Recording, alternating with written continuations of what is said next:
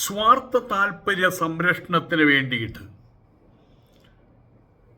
ശത്രുക്കളായാലും വേണ്ടിയില്ല അവരുടെ കാല് പിടിക്കാൻ തയ്യാറായിട്ടുള്ള, അവരുടെ ചെരുപ്പ് നക്കാൻ തയ്യാറായിട്ടുള്ള ഒരുപാട് ആളുകൾ നമ്മുടെ ഈ കേരളത്തിലുണ്ട്. മുസ്ലിങ്ങൾ തന്നെയുണ്ട്. മുസംഗികൾ ഉള്ളിൽ സംഗീതമാണ്, പുറത്ത് ഉസ്താദിൻ്റെ വേഷമാണ്. അവനവൻ്റെ കാര്യം നേടാൻ, അവനവൻ്റെ ബിസിനസ്സിൽ കോട്ടം തട്ടാതിരിക്കാൻ അവരൊരു പ്രധാനപ്പെട്ട ശത്രുക്കൾ RSSകാർ. അതിൻ്റെ പ്രധാനപ്പെട്ട നേതാവ് ആര്? അമിത്ഷാ. അയാളുടെ കാല് പിടിക്കാനും ചെരുപ്പ് നക്കാനും പോയ ചരിത്രമൊക്കെ നമുക്കറിയാലോ. അവർ ഈ കഥ കേൾക്കണം. ഉത്തരാഖണ്ഡിലുള്ള ദീപക് എന്ന് പറഞ്ഞ യുവാവിൻ്റെ കഥ അദ്ദേഹം ഉറക്കെ പ്രഖ്യാപിച്ചു. ഒരു പ്രശ്നം വന്ന് ഉറക്കെ പ്രഖ്യാപിച്ചു, ഞാൻ ദീപക് മാത്രമല്ല, ഞാൻ മുഹമ്മദ് ദീപക്കാണെന്ന്. ഞാൻ ആ കഥ വായിച്ചത് മനസ്സിൽ നിറഞ്ഞ കുളിരോട് കൂടിയിട്ടാണ്, സന്തോഷത്തോടു കൂടിയിട്ടാണ്, ആനന്ദത്തോടു കൂടിയിട്ടാണ്. ആ കഥ നിങ്ങളും കേൾക്കണം.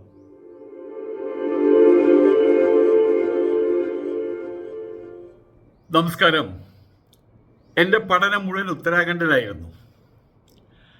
ഗംഗയുടെ തീരത്ത് ഋഷികേശിൽ, ഹരിദ്വാറിൽ, ടെഹരിയിൽ, ചമ്പയിൽ, ഉത്തരകാശിയിൽ, ഗംഗോത്രിയിലൊക്കെയാണ് ഞാൻ പഠിച്ചത്. പല ആശ്രമങ്ങളിലാണ് പഠിച്ചതും പഠിപ്പിക്കലും ഉണ്ടായിരുന്നു. അവിടെ ഒരുപാട് മുസ്ലിങ്ങളൊക്കെ ഉണ്ടായിരുന്നു.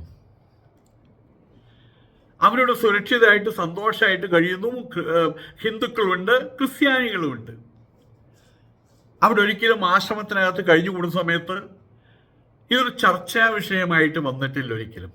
പിന്നീടാണ് നമ്മളുടെ അവതാരം മോഡി, അമിത്ഷാ അവരുടെ ഭരണത്തിന് കീഴിൽ ഇന്ത്യ എത്തിയത്. അന്ന് തുടങ്ങി ഇവിടെ പ്രശ്നങ്ങൾ. ഇപ്പോൾ നോക്കുക, ഉത്തരാഖണ്ഡിൽ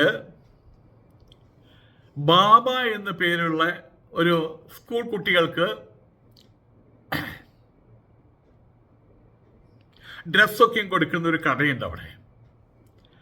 അതിൻ്റെ പേര് ബാബ എന്നാണ് എഴുതിയത്. BAB എന്നാണ് പേരിട്ടുള്ളത്. അവിടേക്ക് കുറേ ബജരംഗ് ദളിൻ്റെ ആൾക്കാർ ചെന്നിട്ട് പറഞ്ഞു, ഈ പേര് ഞങ്ങൾക്ക് മാത്രം അവകാശപ്പെട്ടതാണ്.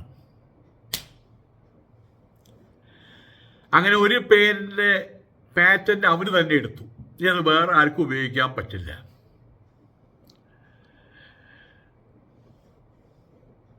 ഒരു മുസ്ലിം വയോധികനാണ് ആ കട നടത്തുന്നത്, പ്രായം ചെന്നൊരാളാണ് ആ കട നടത്തുന്നത്. അവിടേക്കാണ് ഈ ബജരംഗ് ദളുകാർ അവരുടെ കുട്ടിയും കോരിയും കൊണ്ട് അവിടെ ചെന്നത്. കടയ്ക്ക് ഇട്ടിട്ടുള്ള പേര് നിസ്സാര കാര്യമാണ് പറഞ്ഞത്. ആ പേരൊന്ന് മാറ്റണം, BAB എന്നുള്ളത് മാറ്റണം, ബാബ എന്നുള്ള പേരും മാറ്റണം. ഈ പേരിടാനുള്ള അവകാശം നിങ്ങൾക്ക് ആരാണ് തന്നത്? ഇതാണ് ചോദ്യം. ഇത് ഞങ്ങളുടെ പേരാണ്, ഹിന്ദുക്കളുടെ പേരാണ്. അതിന് നിങ്ങൾക്ക് അവകാശമില്ല. ഹിന്ദുക്കളുടെ ഇടയിലുള്ള യോഗ്യന്മാര്, ആചാര്യന്മാരൊക്കെ ഇടുന്ന പേരാണ് ബാബ രാംദേവ് എന്നൊക്കെയും കേട്ടിട്ടില്ലേ? യോഗ്യന്മാര്. സത്യസായി ബാബ കേട്ടിട്ടുണ്ടല്ലോ. ആ പേര് നിങ്ങൾക്കിടാനുള്ള അവകാശം എവിടെ നിന്ന് കിട്ടിയെന്നാണ് ചോദ്യം. ഇതേ തുടർന്ന് ഇത് ചോദ്യം ചെയ്യാൻ ആൾക്കാർ വന്നു. അവിടെ മറ്റുള്ള ആൾക്കാർ കൂടി.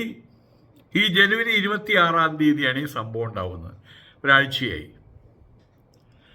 ഉത്തരാഖണ്ഡിലെ കോട്ദ്വാർ, അവിടേക്ക് ഞാനുണ്ടായിരുന്നു. അവിടുത്തെ ഓരോ മുക്കുമൂലം എനിക്കറിയാം. കോട്ദ്വാർ പട്ടണത്തിലാണ് ഈ സംഭവം.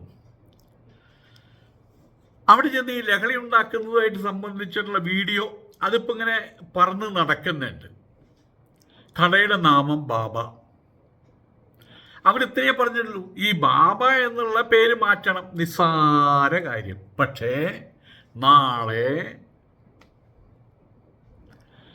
ഇവർ പറയുന്ന പേരുകളെ ഇടാൻ പാടുള്ളൂ എന്നൊരവസ്ഥയിലേക്ക് എത്തും. നാളെ നാഷണൽ എന്നൊരു പേരിട്ടു എന്നിരിക്കട്ടെ, ഇവർ പറയില്ല അത് ഇംഗ്ലീഷ് പേരാണത്, അത് നിങ്ങൾ അത് ബ്രിട്ടൻകാരുടെ പേരാണത്, അത് ക്രിസ്ത്യാനിക്ക് മാത്രമേ ഇടാൻ പാടുള്ളൂ എന്നൊക്കെയും പറഞ്ഞാലോ.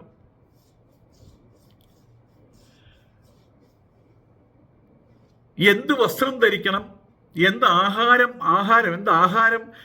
ആഹാരം കഴിക്കണം, എന്ത് കഴിച്ചുകൂടാ എന്നിത്യാദി കാര്യങ്ങളെ കുറിച്ചുള്ള കുറെ റെസ്ട്രിക്ഷൻസ് ഓൾറെഡി വന്ന് കഴിഞ്ഞിട്ടുണ്ട്. അപ്പൊ അതിൻ്റെ കൂട്ടത്തിലാണിപ്പോ പല വാക്കുകൾക്കും നിരോധനം വന്നിട്ടുള്ളത്. പട്ടേൽ മാർഗില് അവിടെയാണ് ഈ കടയുള്ളത്. അതിൻ്റെ പേര് Baba school dress and matching centre എന്നാണ്. കുട്ടികൾക്കുള്ള കടയാണത്. അവിടെ ഈ കട 10-30 വർഷമായിട്ട് ഈ കട അവിടെ നടപാടുന്നുണ്ട്. ഈ കട അവിടെ ഉണ്ട്. മാത്രമല്ല GST വകുപ്പിൽ ഈ പേര് തന്നെ രജിസ്റ്റർ ചെയ്തിട്ടുള്ളതാണ്. ഇതൊന്നും നമുക്ക് പ്രശ്നമല്ല. പിന്നെ നമുക്ക് എന്താ പ്രശ്നം?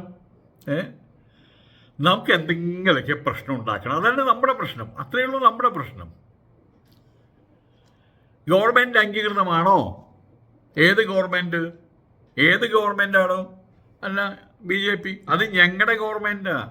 ഞങ്ങൾ പറയുന്ന പോലെ കേൾക്കും അവർ. ഈ ആളുകളെ അറസ്റ്റ് ചെയ്തിട്ടില്ല. ഇവരെ ചോദ്യം ചെയ്യാമെന്ന ആളെ അറസ്റ്റ് ചെയ്തത്. അത് ഏറ്റവും രസം. അതാണ് ഇപ്പോഴത്തെ ഇന്ത്യ. ബജരംഗ് ദൾ പ്രവർത്തകർ നേരെ കടയ്ക്കുള്ളിൽ കയറി. നാശനഷ്ടങ്ങളൊന്നും ഉണ്ടാക്കിയില്ല പാവത്തിന്. അത് പേര് വേണമെങ്കിൽ മാറ്റാം, പക്ഷെ വല്ല കടയ്ക്ക് തല്ലി തകർത്താലോ. മുമ്പ് ഞങ്ങൾ ആവശ്യപ്പെട്ടതല്ലേ നിങ്ങളോട്? എന്തുകൊണ്ട് പേര് നിങ്ങൾ മാറ്റിയില്ല? സമയം തന്നതല്ലേ? അപ്പം അദ്ദേഹം പറഞ്ഞത് ഈ പേരിലാണ് ഇത് എസ്റ്റാബ്ലിഷ് ചെയ്തിട്ടുള്ളത്. ഈ പേര് പതിറ്റാണ്ടുകളായിട്ട് ഇവിടെ നിലനിൽക്കുന്നതാണ്. അത് മാറ്റിക്കഴിഞ്ഞപ്പോൾ ആളുകൾ തിരിച്ചറിയൂ. പിന്നെ വീണ്ടും കാലങ്ങളെ കൊണ്ടല്ലേ ആയതുകൊണ്ട് തന്നെ ഇത് മാറ്റാൻ നിങ്ങൾ സമ്മർദ്ദം ചെലുത്തരുത്. മാറ്റാൻ ബുദ്ധിമുട്ടാണ്. ഇതൊക്കെ പറഞ്ഞ് മനസ്സിലാക്കി. നിങ്ങളുടെ വാക്കുകളൊക്കെ മനസ്സിലാക്കുന്നു. പക്ഷെ നമ്മുടെ ബിസിനസിന്റെ കാര്യമാണ്, അതുകൊണ്ട് നിർബന്ധിക്കരുത് എന്നൊക്കെയും പറഞ്ഞ് ഒരു കാര്യം ഉണ്ടായില്ല. ഏതായാലും ബാബ എന്ന പദം ഉപയോഗിക്കാനുള്ള അവകാശം ഹിന്ദുക്കൾക്ക് മാത്രമാണെന്നും എവിടെ എഴുതി വെച്ചിട്ടുള്ളത്? അതൊക്കെ എഴുതി വെച്ചിട്ടുണ്ട്. എവിടെ? RSS കാര്യാലയത്തിലുള്ള നിയമത്തിൽ. ഭാരതീയ ന്യായ സംഹിത വേറൊരു നിയമം. ഞങ്ങൾക്ക് ഹിന്ദുത്വ ന്യായ സംഹിതയാണ് ഞങ്ങളുടെ നിയമം. ഇവര് പറഞ്ഞ നിയമത്തെ എതിർക്കാൻ ഭാരതീയ ന്യായ സംഹിതയ്ക്ക് കഴിയില്ല. അത് കാലം തെളിയിച്ചു കഴിഞ്ഞു.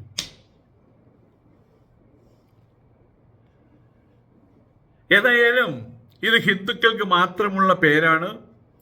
അതിൻ്റെ അടുത്തൊരു ഹനുമാൻ ക്ഷേത്രമുണ്ട്. ആ ഹനുമാൻ ക്ഷേത്രവുമായിട്ട് ബന്ധപ്പെട്ടൊരു സിദ്ധ് ബലി, അങ്ങനെ ഒരു ബാബ അവിടെയുണ്ട്. സിദ്ധ് ബലി ബാബ എന്ന അദ്ദേഹത്തിൻ്റെ പേര്. അത് ഹിന്ദു ബാബയാണ് അദ്ദേഹം. ആ പേരിൻ്റെ ഗുഡ്വില്ലാണ് നിങ്ങൾ എടുത്തത്. അത് നിങ്ങളുടെ ബിസിനസ് തന്ത്രമാണ്. അത് ഞങ്ങൾ സമ്മതിക്കില്ല. അദ്ദേഹം പറഞ്ഞു, കോട്ട്ദ്വാറിൽ തന്നെ ബാബ എന്ന പദം ഉൾപ്പെടുന്ന ഒരുപാട് കടകളുണ്ട്. ബാബ ബുക്ക് സെന്റർ ഉണ്ട് അവിടെ, ബാബ ജനറൽ സ്റ്റോർ ഉണ്ട് അവിടെ, ബാബ ബാർബർ ഷോപ്പുണ്ട്, ബാബ വർക്ക്ഷോപ്പുണ്ട്, ബാബ പാൻ ഷോപ്പുകൾ, നമ്മൾ മറ്റേ മുറുക്കാൻ, അതിൻ്റെ കടകൾ വേണ്ടത്രയുണ്ട് അവിടെ. പക്ഷേ ഇദ്ദേഹത്തിൻ്റെ ഈ മുസ്ലിം വൃദ്ധനെ മാത്രമാണ് ഇപ്പോൾ അവർ കയറി പിടിച്ചത്. ഏതായാലും അവിടെ ആൾക്കാർ കൂടി. അതിൻ്റെ ഇടയിൽ ഒരു യുവാവ് അവർ വന്നിട്ട് പറഞ്ഞു, നിങ്ങൾ ഈ ചെയ്യുന്നത് ശരിയല്ല. ബാബ എന്നുള്ളതൊരു പേര് മാത്രമാണ്. ആ പേരിന് വേറെ ആൾക്കാർ ഇടാൻ പാടില്ലെന്ന് പറഞ്ഞു കഴിഞ്ഞാൽ അത് നിങ്ങൾ ചെയ്യുന്നത് തെറ്റാണ് ചെയ്യുന്നത്. ഒരുപാട് ഞങ്ങൾ ബജരംഗ് ദൾ പ്രവർത്തകരാണ്, അവർക്ക് മാത്രമായിട്ട് ഒരു നിയമമില്ലല്ലോ. എന്താ നിന്റെ പേര് എന്നായി ചോദ്യം. സ്വാഭാവികമായിട്ട് ആ വയോവൃദ്ധൻ്റെ കടയിലേക്ക് കയറി ചെന്ന ബജരംഗ് ദളിനെ തടയാൻ വന്ന, അല്ലെങ്കിൽ അവരുടെ കാര്യം പറഞ്ഞ് അവർ മാറ്റി നിർത്താൻ വന്ന ആളുടെ പേര് എന്തായിരിക്കും? അയാളുടെ പേര് മുസ്ലിം പേരായിരിക്കുമല്ലോ. എന്താ നിന്റെ പേര്? അയാൾ പറഞ്ഞു, എൻ്റെ പേര് മുഹമ്മദ് ദീപക് എന്നാണ്, മുഹമ്മദ് ദീപക് കുമാർ എന്നാണ് എൻ്റെ പേര്. പക്ഷെ അയാൾ അറിയുന്ന ആൾക്കാർ പറഞ്ഞിട്ടുണ്ട്, നിന്റെ പേര് നീ മുസ്ലിം അല്ലല്ലോ. ആണ്, അല്ലെങ്കിൽ അല്ല, ഞാൻ ഒരു ഹിന്ദുവുമല്ല, മുസ്ലിമുമല്ല, ഒരു ക്രിസ്ത്യാനിയുമല്ല, ഞാനൊരു മനുഷ്യനാണ്. ഞാനൊരു മനുഷ്യനായിട്ടാണ് ജനിച്ചത്. ഹിന്ദുവായിട്ട് ജനിക്കാൻ വേണ്ടി ഞാൻ തപസ്സിരുന്നിട്ടൊന്നുമില്ല. മുസ്ലിമായിട്ട് ജനിക്കാതിരിക്കാൻ വേണ്ടിയിട്ട് ഞാൻ വരമൊന്നും ആരെയൊന്നും വാങ്ങിച്ചു വെച്ചിട്ടുമില്ല. ഇവിടെ വരുന്നു, ഈ ചെയ്യുന്ന ധർമ്മമല്ലെന്ന് തോന്നി, അത് ഞാൻ പറഞ്ഞു, അത്രമാത്രം. ബാബ എന്ന് പറഞ്ഞ പദം അത് ഒരു സമുദായത്തിന് മാത്രമാണ് അവകാശമുള്ളതെന്ന് പറയുന്നത് കൃത്യമായിട്ടും അവിവേകപൂർണമായിട്ടുള്ള പ്രസ്താവനയാണത്. ഏതായാലും തർക്കം രൂക്ഷമായി, കൂടുതൽ നാട്ടുകാർ സ്ഥലത്തെത്തി. ഇതിൻ്റെ അവസാനത്തിൽ ഈ ദീപക്കിൻ്റെ ഒപ്പം ചേർന്ന മറ്റു പല ആൾക്കാർ അവരെല്ലാവരും കൂടിയിട്ട് ഈ പ്രവർത്തകരെ അവിടെ നിന്ന് ഓടിക്കുന്നത് കാണാൻ കഴിഞ്ഞു. അത്രയും നമുക്ക് വിവരം കിട്ടി. ഇവിടെ നമ്മൾ മനസ്സിലാക്കേണ്ട ഒരു കാര്യം, ആ യുവാവ് ഉത്തരാഖണ്ഡുകാരനാണ്. തമിഴ്നാട്ടുകാരനോ അല്ലെങ്കിൽ കേരളീയനാണെങ്കിൽ ആൾക്കാർ തൻ്റെ ഇടം കാണിക്കാൻ ബുദ്ധിമുട്ടുണ്ടാവില്ല. പക്ഷെ ഉത്തരാഖണ്ഡ് ഗംഗയുടെ തീരമാണ്, ഗംഗയുടെ തീരത്തിലാണ് ഈ ഉത്തരാഖണ്ഡ് മുഴുവനുള്ളത്. അവിടെ 92% കാടാണ്. ഇപ്പോൾ അത് 90 അറിയില്ല. അവിടെ നിരവധി 25,000-ൽ പരം ഹരിദ്വാർ മുതൽ ഗംഗോത്രി വരെ പോയി കഴിഞ്ഞാൽ 25,000 പരം ആശ്രമങ്ങളുണ്ട്. ഹിന്ദുത്വവാദികൾ വേണ്ടത്രയുണ്ട് അവിടെ. അഥവാ ആർഎസ്കാരല്ലാത്ത ഹിന്ദുത്വവാദം മുഴക്കുന്ന ആൾക്കാരും അവിടെയുണ്ട്. അവിടെയാണ് സ്വന്തം സുരക്ഷിതത്വം അത് എത്രത്തോളം ഉണ്ടെന്നൊന്നും നോക്കാതെ ദീപക് കുമാർ എന്ന് പറഞ്ഞൊരു യുവാവ് കയറി ചെന്ന് അദ്ദേഹത്തിൻ്റെ പ്രവൃത്തി, ധർമ്മപൂർവമുള്ള പ്രവൃത്തി അദ്ദേഹം ചെയ്തത്. അപ്പം അദ്ദേഹത്തിന് ഭീഷണിയാണ്. അദ്ദേഹത്തിൻ്റെ വീടിനകത്തേക്ക് കല്ലേറ് നടന്നിട്ടുണ്ട്. എത്ര കാലം ഇനി അദ്ദേഹത്തിന് ജീവിച്ചിരിക്കാൻ കഴിയുന്ന ഉറപ്പൊന്നുമില്ല. പക്ഷേ അദ്ദേഹം മാപ്പ് പറയാൻ തയ്യാറില്ല. അവിടെ നടന്ന സംഭവത്തിൻ്റെ പേരിൽ ആ പേര് അവിടെ ഉപയോഗിക്കാൻ പാടില്ല എന്ന് പറയാനും അദ്ദേഹം തയ്യാറില്ല. അദ്ദേഹം ഉറച്ചു നിൽക്കുകയാണ് അവിടെ.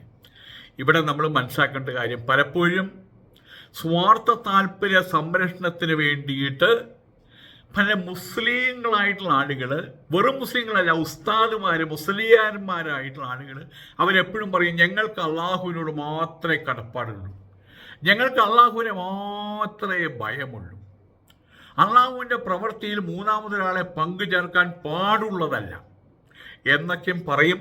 എങ്കിലും അവനവൻ്റെ കാര്യം വരുമ്പോൾ കയ്യിലുള്ള കിഴിക്കെട്ടുകൾ, അണ്ടർഗ്രൗണ്ടിൽ അടക്കം സൂക്ഷിച്ചുള്ള കിഴിക്കെട്ടുകളിന്മേ നോട്ടം വയ്ക്കുമ്പോൾ, ഗവൺമെൻറ് സർക്കാർ നോട്ടം വയ്ക്കുന്നത് തോന്നിക്കഴിഞ്ഞാൽ ഉടനെ തന്നെ ഡൽഹിയിൽ പോയിട്ട് അയ്യോ പൊത്തോന്ന് പറഞ്ഞ് നിലത്തടിച്ച് വീണ് കാല് പിടിക്കുന്ന ചരിത്രവും നമ്മൾ കണ്ടതാണ്. അമിത്ഷായുടെ കാല് പിടിക്കുന്ന ചരിത്രം നമ്മൾ കണ്ടതാണ്.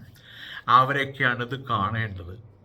നിങ്ങൾ അമിത്ഷായുടെ കാല് പിടിച്ചാലും നരേന്ദ്രമോദിയുടെ കാല് പിടിച്ചാലും മോഹൻ ബാബുവിൻ്റെ കാല് പിടിച്ചാലും ആ അപ്പോയിൻ്റ് ടൈം ഉണ്ടല്ലോ, ഈശ്വരൻ വിധിച്ചു വെച്ചൊരു സമയമുണ്ടല്ലോ, യാതൊരു വിധത്തിലുള്ള ഫെയിലിയർ ഉണ്ടാവില്ല.